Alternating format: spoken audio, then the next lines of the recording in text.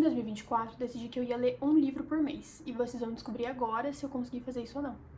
Oi, amigos! Eu sou a Paula, sou biotecnologista, mas eu acho que vocês me conhecem como geneticamente modificada. A leitura era uma parte muito importante da minha vida, só que isso acabou ficando um pouquinho de lado quando eu entrei na faculdade, porque era uma rotina muito insalubre. E eu não conseguia mais ler no mesmo ritmo de antes, e isso foi me desanimando até que eu simplesmente parei de ler. Teve anos que eu li, sei lá, devo ter lido um livro no ano inteiro, que era uma coisa muito impensável para Paula de antes. Então eu pensei, agora que eu tô me formando, eu vou aproveitar para iniciar esse novo ciclo com rotinas um pouquinho mais saudáveis e vou voltar a ler. Então o que eu pensei? Eu pensei em ler um livro por mês, pensei, ok, vai dar tranquilo. E para fazer isso eu usava aquele aplicativo Cabeceira. Então eu sempre colocava, quando eu ia adicionar o livro e fazia o teste de leitura, eu me dava 20 dias para ler todos os livros. Aí eu pensava, cara, 20 dias é uma boa margem de segurança, porque se eu não ler tanto algum dia, se algum livro for um pouco mais comprido, eu vou ter uma margem para conseguir ler os meus 12 livros ao longo do ano. E por alguns meses funcionou muito bem, tá? Esse sistema dos 20 dias ali no Cabeceira funcionou muito bem e eu vou tentar fazer isso de novo agora em janeiro. O primeiro livro que eu li no ano foi um livro desse box aqui, Mulheres e Bruxaria, que foi justamente a história da bruxaria. Esse daqui. E vocês conseguem ver que ele tá cheio de marcação aqui do lado. Em A História da Bruxaria, os autores basicamente vão mostrar como o conceito de bruxa e de bruxaria não é universal. Apesar de ser algo que é encontrado em várias culturas, mesmo culturas que não tiveram contato entre si no momento que esses conceitos de bruxa, de mago foram estabelecidos, eles não são universais no que diz respeito ao que uma bruxa faz, como ela se parece, o que é bruxaria, o que é uma magia do bem, o que é uma magia do mal. Então ele vai passando por diferentes sociedades, diferentes períodos do tempo, e mesmo no mesmo período do tempo, em locais diferentes, a ideia do que é ser uma bruxa e do que é fazer bruxaria é muito diferente. Então a ideia que os ingleses tinham de bruxa era muito diferente da ideia que os espanhóis tinham de bruxa, no mesmo período de tempo. Ele também fala um pouco sobre como foi a caça às bruxas e qual era o caráter que essa caça às bruxas tinha em cada país, em cada região, quais eram os critérios.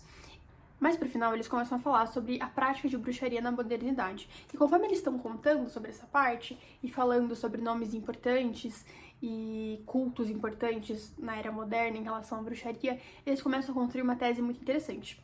A tese que eles constroem é que, basicamente, o que as pessoas acreditam serem um conhecimento antigo que sobreviveu à perseguição dos pagãos durante toda a história, na verdade é um conhecimento novo e que ele foi criado para parecer ser antigo por líderes de cultos da bruxaria moderna.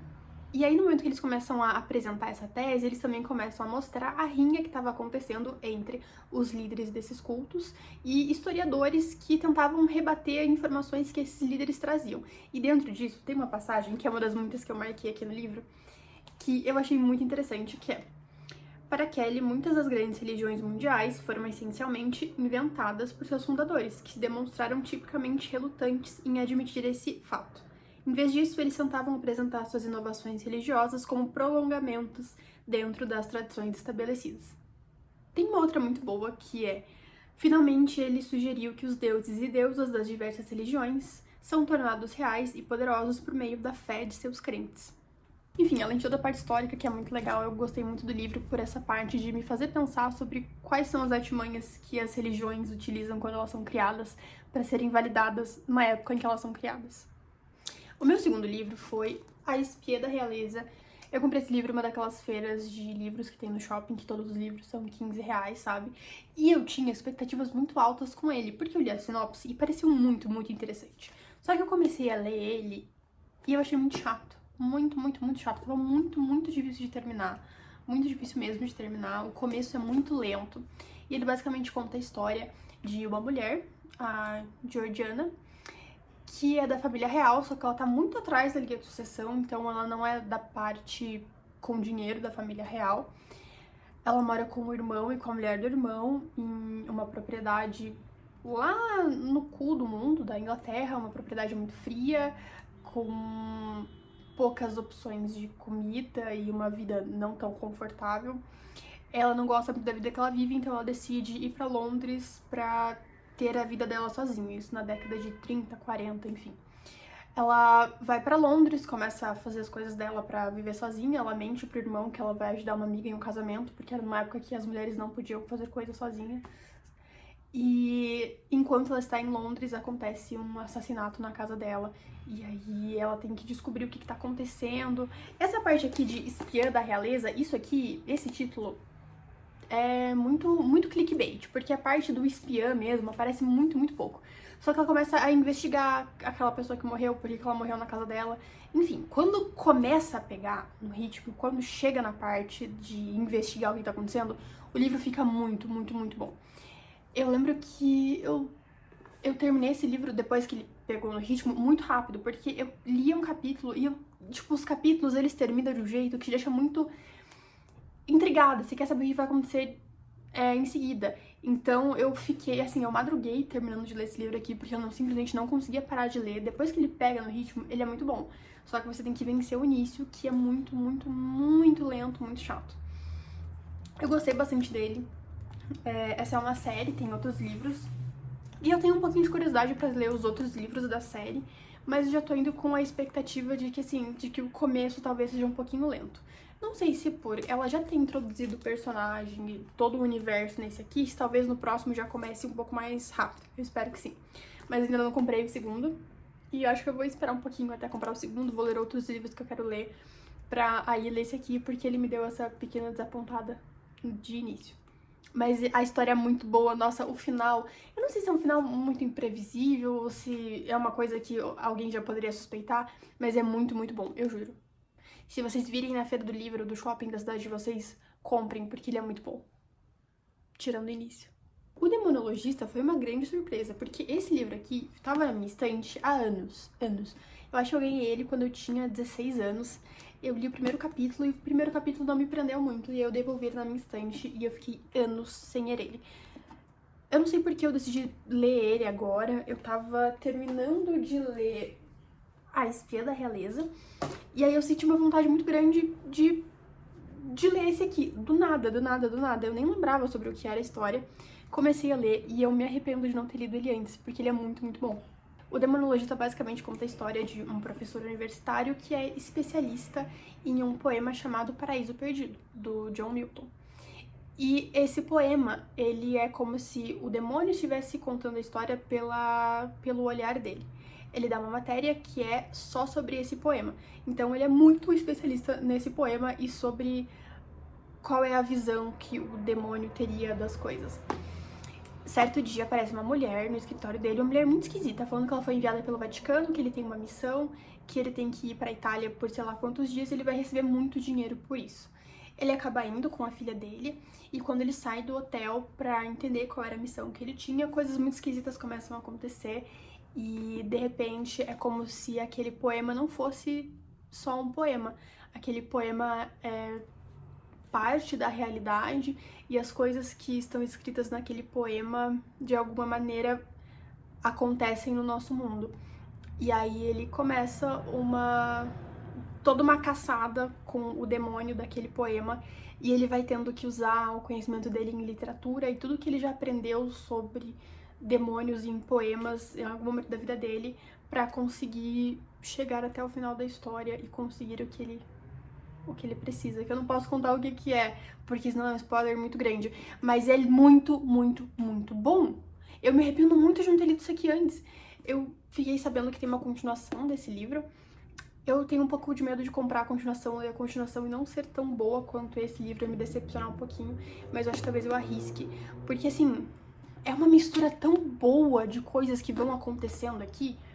Eu não sei se vocês lembram, todos provavelmente não, porque eu só falei disso em uma live, mas eu gosto desse tipo de literatura que vai misturando, assim, elementos religiosos. E isso acontece muito aqui. Às vezes ele começa a falar sobre versículos da Bíblia pra entender as profecias. Cara, é muito bom. Esse foi outro livro que eu engoli muito rápido, que eu passei, assim, várias madrugadas lendo. Eu queria muito poder reler ele sem saber o que ia acontecer, porque o final é absurdo. Em alguns pontos, esse livro me lembrou um pouco as primeiras temporadas de Supernatural. E a parte gráfica desse livro também é muito boa. Olha só, os capítulos começam assim. Em março eu li Tudo é Rio, da Carla Madeira. Foi um dos meus presentes de aniversário do Arthur, era um livro que eu comentei que eu queria muito ler. Ele tava muito hypado no TikTok, tava todo mundo falando muito bem. Pensei, vou ler. Eu nunca tinha lido nada da Carla Madeira e eu não tinha muitas informações sobre o enredo do livro. Então, assim, foi uma surpresa. Foi uma surpresa.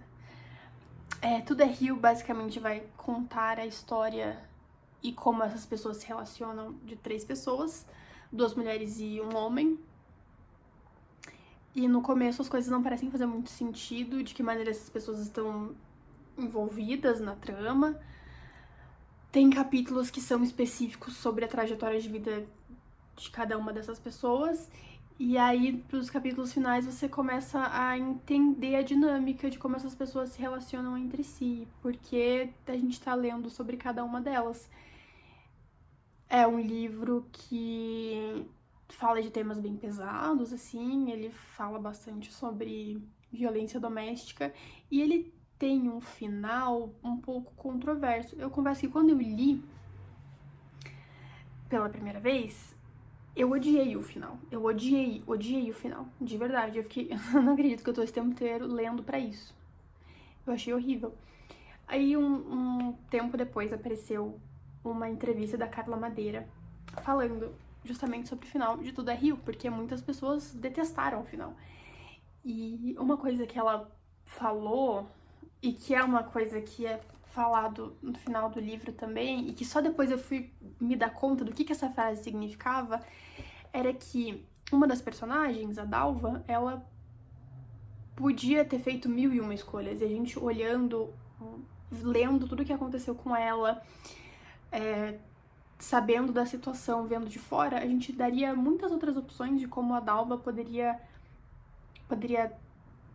dar o desfecho para a história. Só que a Dalva fez o que ela conseguiu fazer. E a Carla Madeira fala muito sobre como, idealmente, o final não teria sido o final que foi, só que não é o idealmente que acontece com as mulheres na nossa sociedade. Normalmente é muito mais comum a gente ter um desfecho na vida real, como o que acontece no final do livro, do que o que a gente diz que a Dalva deveria fazer. Depois de eu ter terminado o livro, ter pensado muito sobre o que aquele final significava,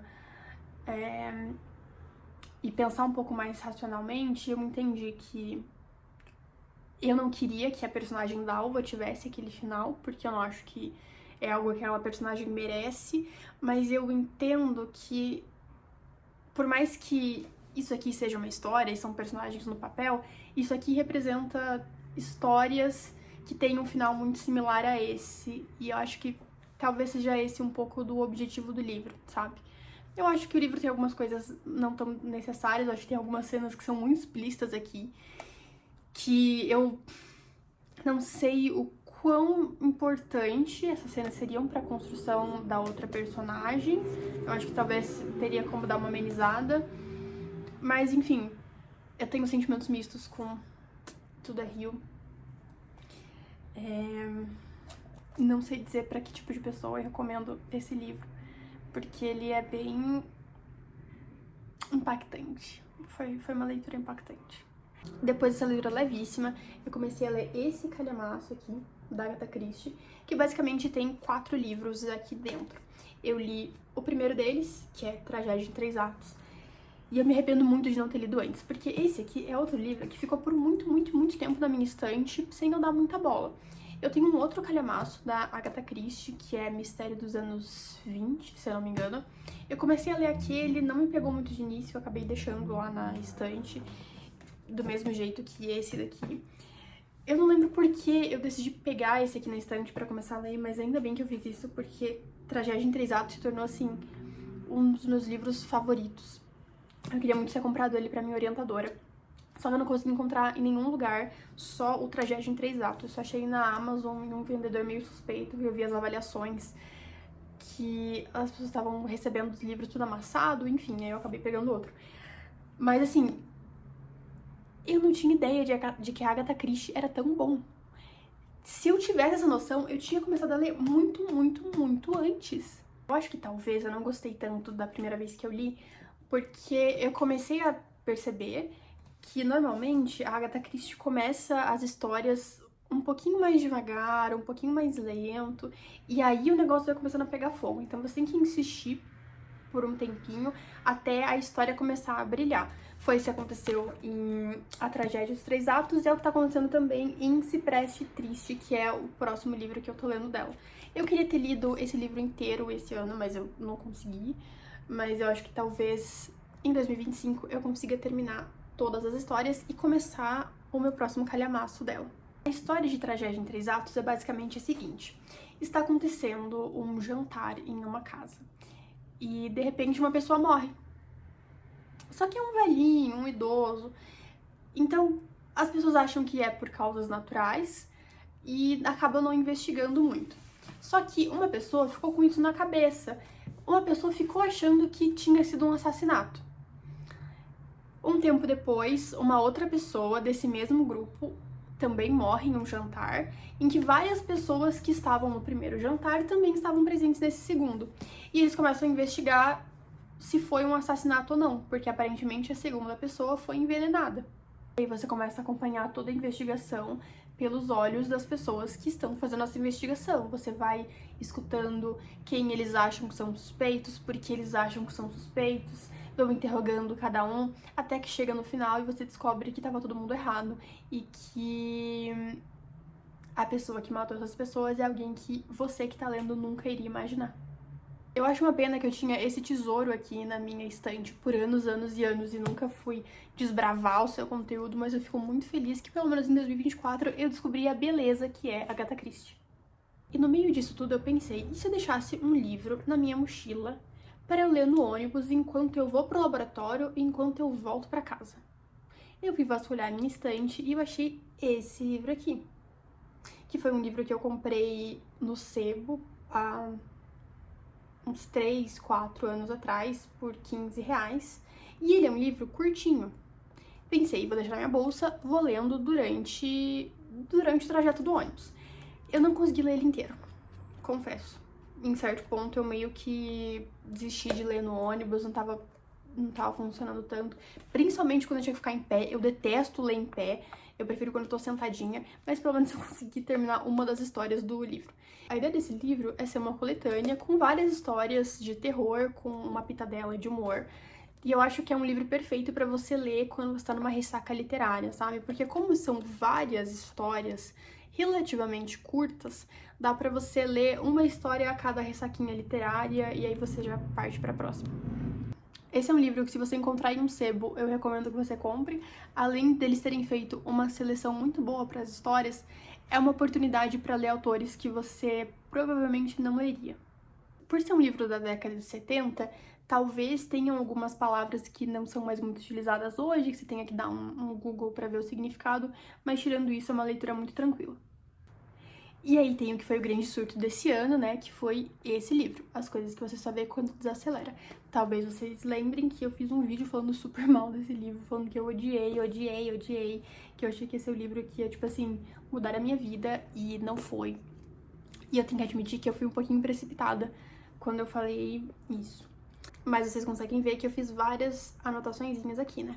Qual que é a ideia desse livro? A gente basicamente tem um monge falando sobre diferentes aspectos da nossa vida e dando conselhos sobre isso. Quando eu comecei a ler com aquela primeira intenção que eu tinha de ser o livro que ia mudar a minha vida, eu fiquei um pouquinho decepcionada, porque quando você começa a ler ele, fazer uma leitura corrida dele, algumas coisas parecem se repetir e começa a te frustrar um pouquinho.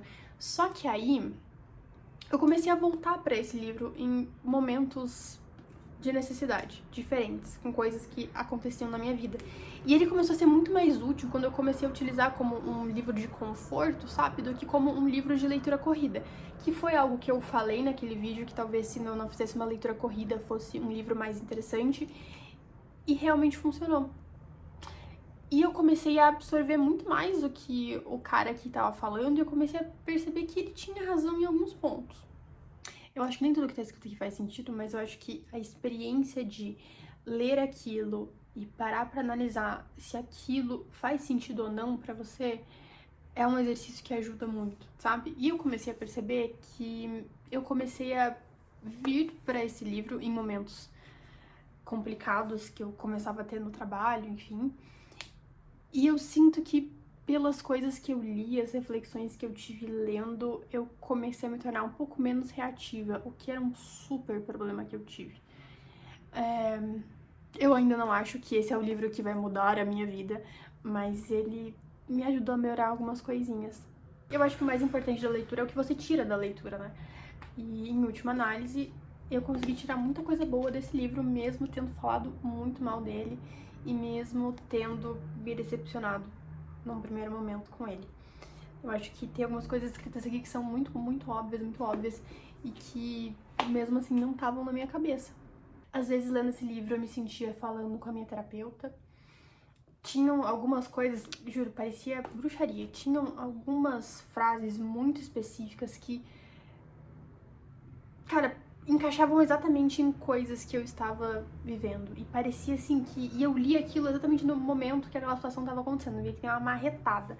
Então, em alguns momentos, eu me sentia na terapia lendo esse livro, com a minha terapeuta, tipo assim, me sacudindo e falando: Paula, você não percebe isso aqui? Eu não sei até que ponto é um livro que eu recomendaria, porque eu acho que ele é toda uma experiência, sabe? Eu acho que se você só quer pegar pra ler de cabo a rabo, numa leitura corrida e marcar como mais um livro lido na sua lista, você vai conseguir fazer isso muito fácil, porque ele é relativamente fácil de terminar. Ó, o interior dele é assim. Mas talvez você não tenha essa mesma experiência, sabe? Então, assim, se você for ler, leia com carinho.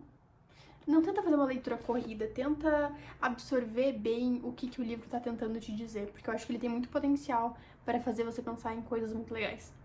E aí a gente vai pra Como Arrumar a Casa Quando a Vida Está uma Bagunça. E eu tinha muitas expectativas com esse livro. Eu comprei numa promoção na Livraria de Curitiba, ele saiu por, acho que R$12, tava muito barato. E eu tava muito interessada em aprender a arrumar a casa quando a vida está caótica. Bem interessada. Foi um livro que eu consegui ler bem rápido.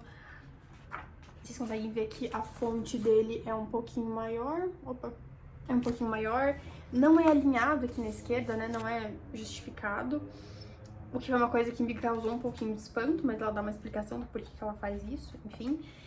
E uma das principais coisas que eu tirei desse livro foi que tarefas de cuidado são moralmente neutras. Então, se eu não conseguir lavar a roupa hoje, eu não sou uma pessoa ruim. Se eu não conseguir lavar a louça hoje, eu não sou uma pessoa ruim. E se eu conseguir lavar a louça hoje, não significa que eu sou uma pessoa boa. Isso é uma coisa que eu nunca tinha parado pra pensar, porque uma coisa que a autora fala muito ao longo do livro é como a gente associa muito nosso valor como pessoa, a gente conseguir ser muito produtivo dentro de casa e manter uma casa perfeita e super organizada e uma coisa meio showroom, sabe? Mesmo que isso não seja funcional pra você. E aí, às vezes você gasta muita energia tentando organizar a casa dessa maneira que não é funcional pra você e que vai durar pouquíssimo tempo, no lugar de tentar deixar as coisas de uma maneira que funcione pra você, mesmo que talvez não seja o ideal pra outras pessoas, sabe?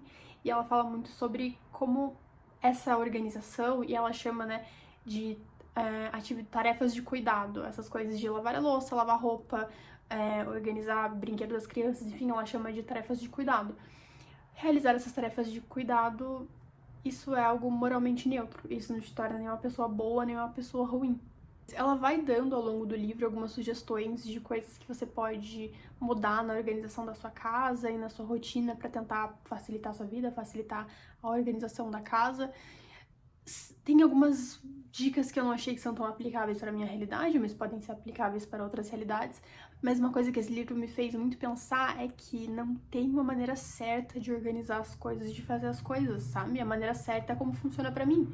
Então, se tem um sistema de fazer as coisas aqui, de organizar as minhas coisas que funciona pra mim, que é funcional, que facilita meu dia a dia, esse é o jeito certo, porque no final a sua casa não existe pra você servir a sua casa que tem que servir a você.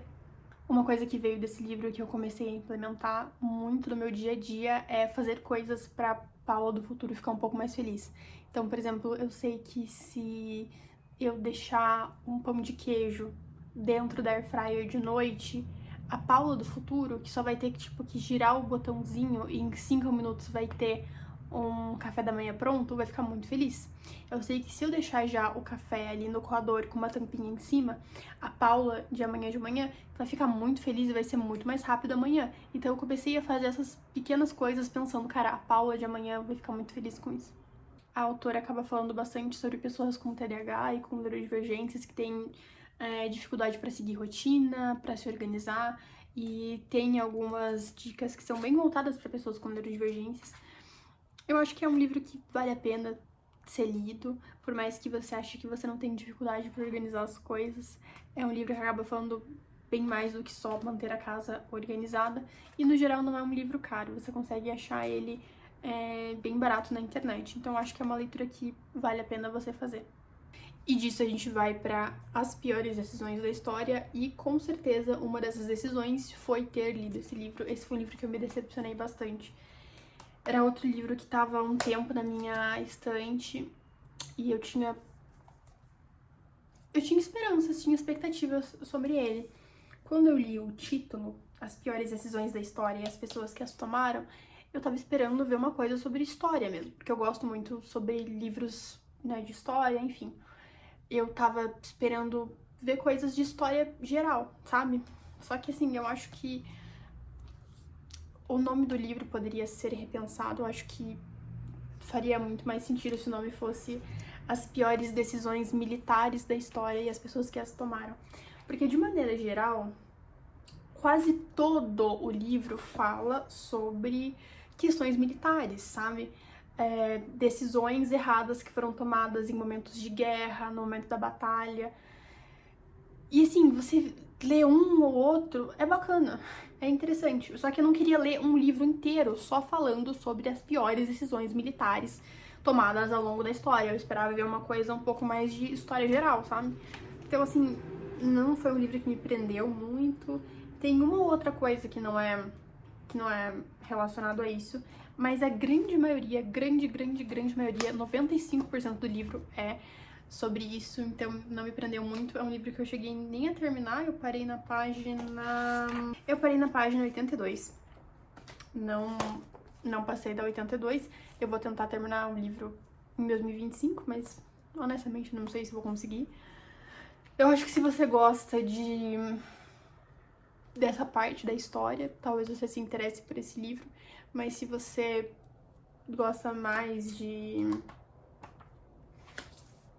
o mesmo tipo de história que eu gosto, talvez você não se interesse muito por esse livro. Não é um livro que eu recomendo que você compre se você gosta de história geral e não algo mais voltado pra guerra, história militar, enfim. Se você gosta de história militar, ó, aproveite. Vai ser um livro que você vai adorar, mas eu não gostei muito, não. Depois dessa leitura horrível, eu pensei em ir para um clássico para não me desapontar tanto. E eu fui ler O Médico e o Monstro, que é um livro que eu acho que eu deveria ter lido antes. É um livro muito bom.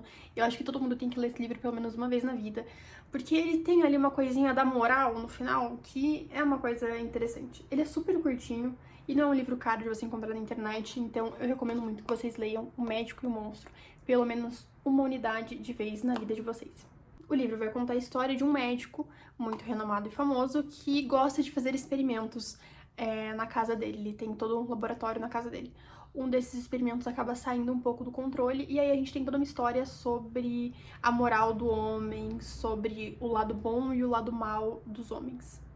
Bom, agora a gente vai entrar em um momento um pouquinho conturbado das minhas leituras, que foi mais ou menos perto de quando eu me mudei.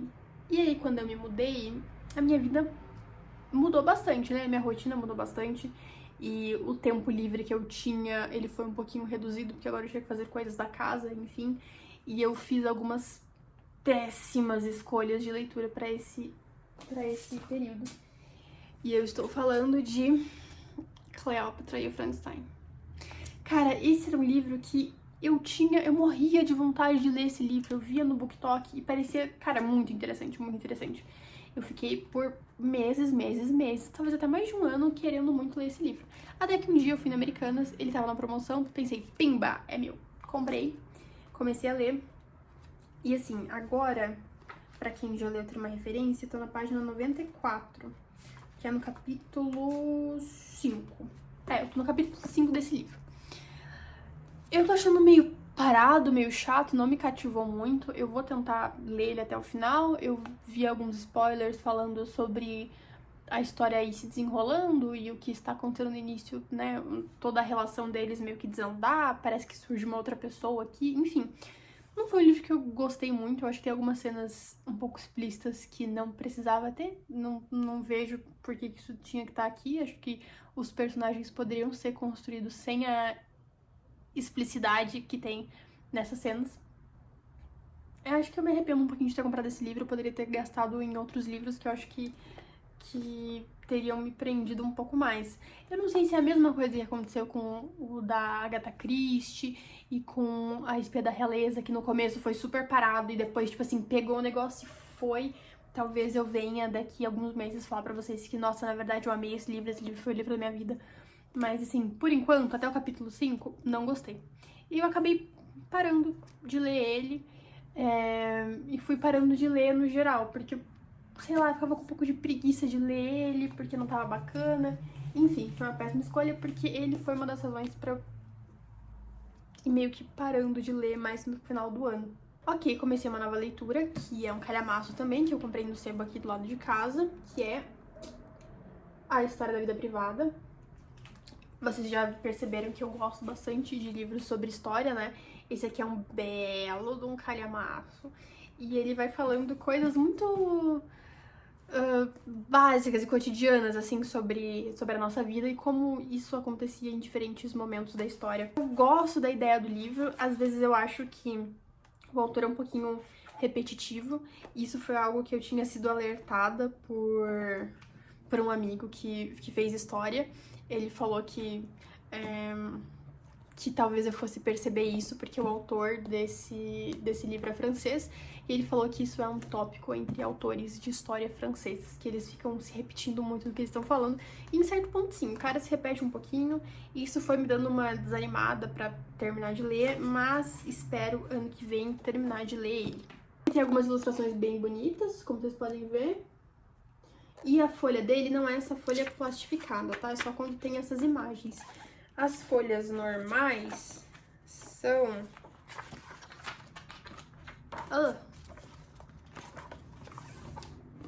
são mais papelzinho mesmo. Tá vendo? E foi isso que eu li esse ano, amigos. Então, no total, deu 1, 2, 3, 4, 5, 6, 7... Foram 7 livros lidos completamente e 1, 2, 3, 4 que ficaram meio pela metade. Bom, eu não cumpri minha meta, mas eu fico feliz com os livros que eu li esse ano. Acho que foram leituras que me fizeram descobrir autores novos, que eu gostei bastante, e me fez aprender a ler a sinopse antes de comprar os livros, pra isso aqui não acontecer de novo. E agora eu vou mostrar pra vocês os livros que eu comprei esse ano e que eu ainda não li e que vou ler ano que vem. O primeiro, esse aqui, Medicina dos Horrores, que conta a história de um médico que revolucionou o jeito que a gente faz cirurgias. Na verdade, eu ganhei do Arthur quando a gente foi passear no sebo. Ele sabia que eu queria muito esse livro e eu ganhei. E aí... eu estava passeando no shopping e eu vi uma daquelas lojas que vendem livros por preços fixos. Eu entrei pra dar uma olhada e eu encontrei esse livro aqui, De Repente Bruxa. E quando eu vi o título dele, eu sabia na hora que eu ia adorar. Porque eu adoro esses livros, assim, que a protagonista de repente descobre que ela tem poderes mágicos. Eu amo, um dos meus livros favoritos. Tem uma história que vai mais nessa vibe e eu sabia na hora que eu ia gostar. E foi R$15. Eu li, tá, a sinopse antes de comprar, pra não acontecer que nem aconteceu antes. E pela sinopse ele parece bem interessante, então eu tô bem curiosa pra ler e eu acho que eu vou ler ele durante as férias. E antes do semestre terminar, teve uma feira que normalmente tem na PUC E nessa feira, um dos stands era stand de um sebo, tinha uns livros super baratos, eu fui dar uma olhada e eu acabei comprando esses dois aqui. Esse aqui, que o Arthur acaba falando que é meio livro de coach, mas eu tô curiosa pra ler, ele foi, tipo, R$5, então acho que vale a pena o risco. E esse aqui, que eu tô bem curiosa. Eu vou mostrar pra vocês o interior do livro. Eu espero que esteja focando. E ele é inteiro assim. Tô bem curiosa pra ler esse. Talvez eu leia ele nas férias também. Mas eu já tenho a minha próxima leitura, que vai ser O Alienista, do Machado de Assis. Eu tava com muita vontade de ler esse livro, aleatoriamente me surgiu essa vontade, eu acabei comentando com o Arthur e acabei ganhando da minha sogra esse livro. Então eu já sei que nas próximas semanas é isso aqui que eu vou estar lendo. Bom, amigos, essas foram as minhas leituras desse ano. Eu espero que em 2025 eu consiga bater a meta de 12 livros completamente lidos. E espero descobrir novos autores que eu goste tanto quanto os autores que eu descobri esse ano. Me contem aqui nos comentários o que vocês leram esse ano, se vocês descobriram algum livro muito legal, algum autor muito legal que vocês estão apaixonados pelo trabalho. E beijos! Até o próximo vídeo. Tchau!